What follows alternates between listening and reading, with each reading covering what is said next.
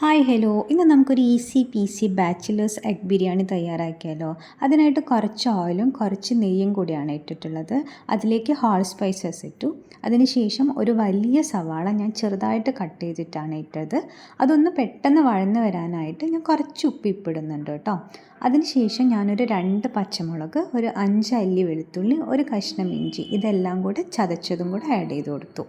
അതൊന്ന് വഴന്ന് വരുമ്പോഴത്തേക്ക് 1 സ്പൂൺ മുളക് പൊടി, 1/2 സ്പൂൺ മഞ്ഞൾപ്പൊടി, 1/2 സ്പൂൺ മല്ലിപ്പൊടി, 1 സ്പൂൺ ചിക്കൻ മസാല ഇതെല്ലാം കൂടെ ആഡ് ചെയ്തിട്ട് അതിൻ്റെ പച്ചമണം പോകുന്ന സമയത്ത് ഞാനൊരു വലിയ പഴുത്തിട്ടുള്ള തക്കാളിയും കൂടെ ആഡ് ചെയ്ത് കൊടുത്തു കേട്ടോ.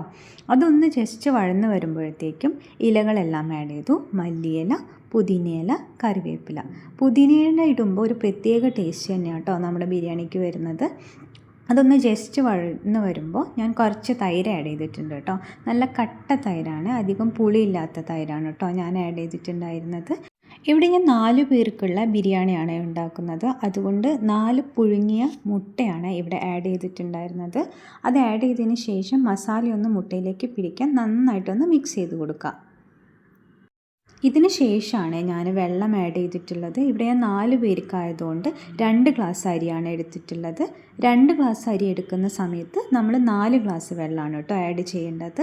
വെള്ളം നന്നായിട്ട് തിളച്ചതിന് ശേഷം നമ്മൾ ഉപ്പൊന്ന് ചെക്ക് ചെയ്തിട്ട് ഉപ്പ് കുറവാണെങ്കിൽ കുറച്ചുകൂടെ ഇട്ട് കൊടുത്തിട്ട് നമുക്ക് അരിയും കൂടെ മിക്സ് ചെയ്തെടുക്കാം കേട്ടോ. പിന്നെ ഒരൊറ്റ വിസിൽ മതി നമുക്ക്. ഒരു മീഡിയം ടു ഹൈ ഫ്ലെയിമിൽ ഒരൊറ്റ വിസിലിൽ നമ്മൾ ബിരിയാണി റെഡി ആയിട്ടുണ്ടായിരിക്കും കേട്ടോ. അപ്പോൾ ഇത് ഇങ്ങനെ നല്ല ടേസ്റ്റി ആയിട്ടുള്ള ബിരിയാണി കിട്ടും. ഇതെല്ലാ ബാച്ചിലേഴ്സിനും ഈസി ആയിട്ട് ഉണ്ടാക്കാൻ പറ്റുന്ന ഒരു ബിരിയാണിയാണ്. അരിഞ്ഞു കൊടുക്കാൻ ഒരാളുണ്ടെങ്കിൽ ഒരു 10-15 മിനിറ്റിൻ്റെ അകത്ത് എന്തായാലും ഈ ബിരിയാണി റെഡി ആയിരിക്കും കേട്ടോ. മുട്ട ബിരിയാണിയാണെന്ന് വിചാരിച്ചിട്ട് ഇതിൻ്റെ ടേസ്റ്റിന് ആരും മിസ്അണ്ടർസ്റ്റാൻഡ് ചെയ്യേണ്ട കേട്ടോ. അടിപൊളി ബിരിയാണിയാണ്. നമ്മളിപ്പോഴും ചിക്കൻ ബിരിയാണിയാണ് ഉണ്ടാക്കാറ്. ഇന്നൊന്ന് മാറ്റി പിടിച്ചു നോക്കിയതാണ് എഗ് ബിരിയാണി. അപ്പോൾ എല്ലാവരും സൺഡേ എഗ് ബിരിയാണി ഉണ്ടാക്കിക്കോളൂ. താങ്ക്